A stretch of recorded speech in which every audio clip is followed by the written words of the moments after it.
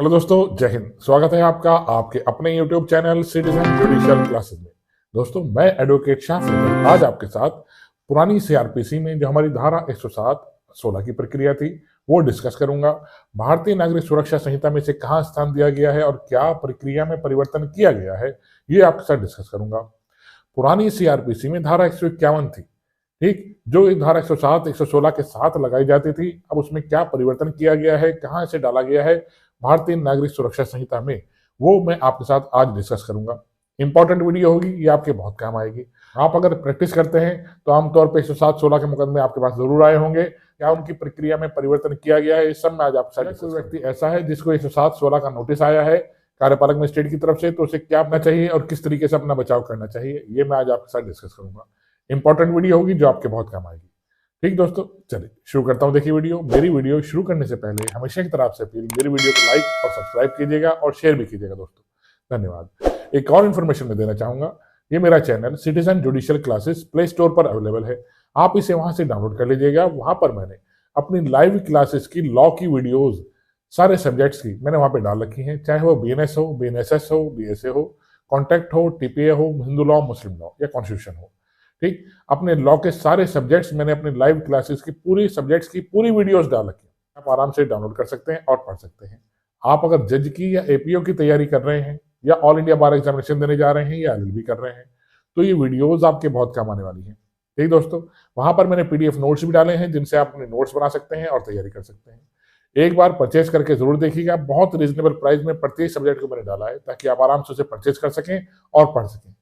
आप मेरे किसी भी एक सब्जेक्ट को परचेज करके देखिएगा, समझ में आएगा तभी दूसरा सब्जेक्ट लीजिएगा। चलिए दोस्तों, बिना देरी करे अब शुरू करता हूं। देखिए, पुरानी सीआरपीसी में धारा 107-16 बोला जाता था, लेकिन थी वो धारा 107 और धारा 116। ठीक दोस्तों, इसके साथ 151 पुलिस ऑफिसर लगा के भेजा करते थे। अब देखिए, नई संहिता भारतीय नागरिक सुरक्षा संहिता जो 1 जुलाई 2024 से लागू हो चुकी है, इसमें धारा 107 और 116 को कहां स्थान दिया गया है। देखिए, भारतीय नागरिक सुरक्षा संहिता में धारा 126 और धारा 135 हो गई है दोस्तों। अब धारा 126 मुझे क्या बताती है? देखिए, धारा 126 की हेडिंग मुझे बताती है, अन्य दशाओं में परिशांति कायम रखने के लिए प्रतिभूति ली जा सकती है किसी एक्यूज से, किसी भी व्यक्ति से। ठीक दोस्तों, अब क्या प्रक्रिया है इसे ध्यान से देखिएगा।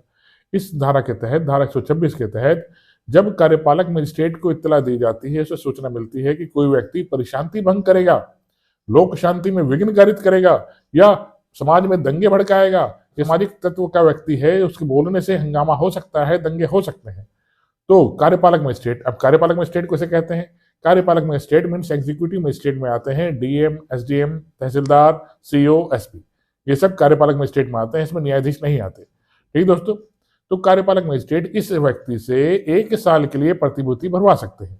ठीक, पूछ सकते हैं आपसे हम प्रतिभूति क्यों ना लें आपसे, अगर आप दंगे भड़काएंगे, दंगे करेंगे, प्रशांति भंग करेंगे, तो हम आपकी प्रतिभूति जब्त कर लेंगे।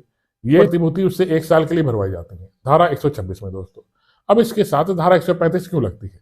अब देखिए, भारतीय नागरिक सुरक्षा संहिता की धारा 135 हमें बताती है कि कार्यपालक मजिस्ट्रेट को जब इत्तला दी जाती है कि कोई व्यक्ति परिशांति भंग करेगा, तो उसकी सच्चाई के बारे में जांच वो धारा 135 में करेगा।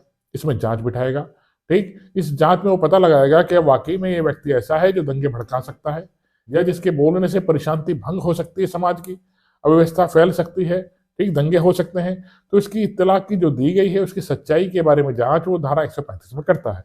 इसलिए दोनों धाराएं मिला के लगाई जाती हैं। सेक्शन 126 रीड विद सेक्शन 135, ये दोनों मिला के लगाए। कार्यपालक मजिस्ट्रेट द्वारा किसी भी व्यक्ति को सूचना दी जाती है, नोटिस दिया जाता है कि आप हमें बताइए कि आपसे हम सिक्योरिटी क्यों ना जमा कराएं। ठीक, हमें इत्तला मिली है कि आप दंगे भड़का सकते हैं, हमें इत्तला मिली है कि आप दंगे करवा सकते हैं, तो आपसे हम सिक्योरिटी पहले ही क्यों ना जमा कराएं। ये परिशांति भंग होने से पहले की प्रक्रिया होती है। ठीक, बॉन्ड भरवाए जाते हैं कितने समय के लिए? 1 साल के लिए। अब मैंने धारा 135 में आपको बताया, मजिस्ट्रेट इत्तला की सच्चाई के बारे में जांच करते हैं। ये जांच जो चलती है मजिस्ट्रेट की, पूरे 6 माह चलती है। ठीक, इसी बीच जब किसी व्यक्ति पर 107-16 मीन्स 126-135 का नोटिस आता है, तो वो अगर जमानत देने को तैयार है तो उसे जमानत लेकर छोड़ दिया जाता है। ठीक, तो केस तो फिर भी स्टार्ट हो जाता है, एसपी साहब के पास केस स्टार्ट चलता रहता है। ये पूरी प्रक्रिया 6 माह तक चलती है। अगर कोई ठोस इत्तला उसे नहीं प्राप्त होती तो अपराधी को छोड़ दिया जाता है, मुकदमा बंद कर दिया जाता है। लेकिन अगर इत्तला पर्याप्त है और वाकई में दंगे भड़का सकता है, तो इस कार्रवाई को आगे भी चलाया जा सकता है दोस्तों। लेकिन 6 माह बाद ये प्रक्रिया अपने आप समाप्त हो जाती है या बंद कर दी जाती है कार्यपालक मजिस्ट्रेट द्वारा दोस्तों। ठीक, ये मुकदमा भी समाप्त हो जाता है। अब इसके साथ धारा 151 जो पुरानी सीआरपीसी में थी, अब ये भारतीय नागरिक सुरक्षा संहिता में धारा 170 कर दी गई है। इसके साथ हमेशा ही लगाई जाती थी। जैसे अगर पुलिस ऑफिसर को इत्तला मिलती थी कि 107-16 का नोटिस आया है और उसके साथ 151 है, तो पुलिस अधिकारी बिना वारंट के उस व्यक्ति को गिरफ्तार कर लेता था। यहाँ पर भी धारा 126-135 का नोटिस दिया गया और उसे इत्तला मिलती है कि व्यक्ति दंगे भड़का सकता है या कोई संज्ञेय अपराध कर सकता है, तो बिना मजिस्ट्रेट के आदेश के, बिना वारंट के पुलिस अधिकारी इस व्यक्ति को गिरफ्तार कर लेता था और इसे 24 घंटे के भीतर फिर 170 में मजिस्ट्रेट के सामने से प्रोड्यूस करना होता है।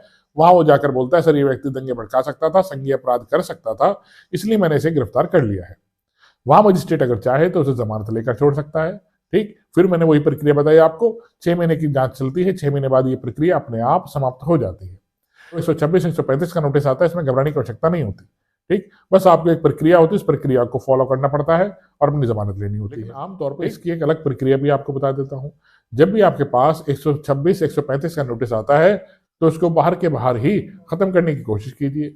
जैसे किसी व्यक्ति ने आपके खिलाफ झूठी मुकदमा दर्ज करा दिया है कि मेरे साथ मारपिटाई करी गई है, मेरे साथ इसने पैसे ले लिए, पैसे वापस नहीं करे हैं मेरे, तो 107-16 मीन्स 126-135 का नोटिस आपको दिलवा दिया गया है। तब आप पुलिस ऑफिसर जाके कह सकते हैं या फिर उस व्यक्ति से भी समझौता भी कर सकते हैं कि इस तरीके से भाई तुमने नोटिस भेजा है मुझे, ये गलत है, अपना मुकदमा वापस ले लो।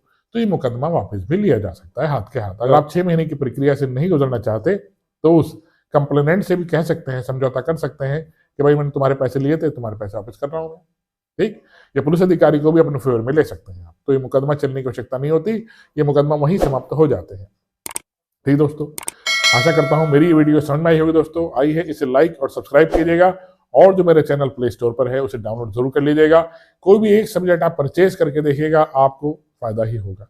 जब आपके समझ में आ जाए तब दूसरा सब्जेक्ट लीजिए। मेरी 2 से 3 महीने की मेहनत है जो मैंने पूरी वीडियो में डाली है दोस्तों। ठीक, अलग अलग सेक्शंस की अलग अलग वीडियोज मैंने बनाई है दोस्तों, वो सब आपके बहुत काम आने वाली है। चलिए, धन्यवाद दोस्तों, जय हिंद।